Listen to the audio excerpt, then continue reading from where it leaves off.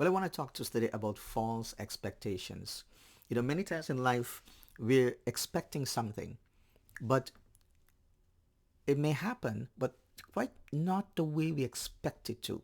It doesn't materialize exactly like that. And we see that here in Matthew chapter 11. The Bible tells us when Jesus finished instructing his 12 disciples, he went on from there to teach and to preach in their cities. Now, when John heard in prison about the deeds of the Christ, he sent word by his disciples and said to him, "Are you the one who is to come, or shall we look for another?" Now, John knew who Jesus was. He was the one who baptized him and heard the voice from heaven, saw the Spirit of God descend upon him. He must have learned about the ministry of Jesus, the preaching, the teaching of Jesus, the wonderful miracles. But he was in prison, and maybe some of the things he expected from the Messiah was not happening. So let's see. Jesus answered them, "Go and tell John what you hear and what you see." Look at this. Jesus says, "Look at the evidence. The blind receive their sight, the lame they're walking, the lepers are cleansed, the deaf they're hearing, the dead are raised up, the poor have good news preached to them." Look at all the boxes are being checked here. John, what more are you looking for? And he says, "Blessed is the one who is not offended by me." Blessed is the one who is not offended.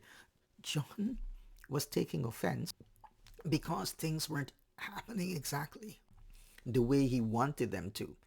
He was being offended by that.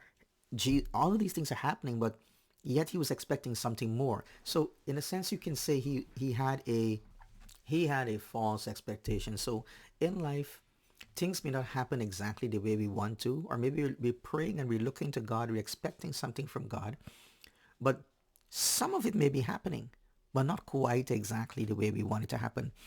We're not the ones directing this show, and God does not say to us or promise to us that everything is going to happen the way we want it to happen. God has got a plan.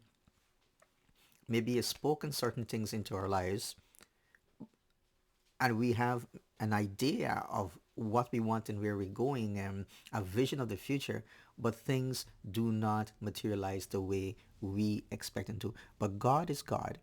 He is omniscient. He's omnipotent. He's all wise. And He knows the plan He has for us. He knows how things are going to turn out. He knows all the details of what's going to happen. And sometimes the road may go right, the road may go left. Sometimes the pace is going to be slower. Or sometimes many times God exceeds our expectations. But the path to getting there is not exactly the way we had thought about, we had surmised. So, what I want to encourage you is keep trusting. Keep trusting, keep holding on to the Lord, because He is God and He's good. And His plan is always the best plan, the perfect plan. He knows what He's doing. Keep trusting Him.